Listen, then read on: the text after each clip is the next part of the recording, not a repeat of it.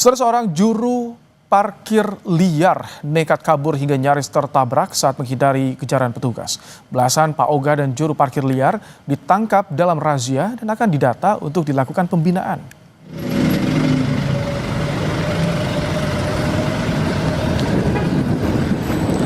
Panik, seorang juru parkir terjatuh dan nyaris tertabrak kendaraan yang melintas di Jalan Samanhudi Sawah Besar, Jakarta Pusat. Petugas menangkap belasan paoga serta juru parkir liar untuk dibina.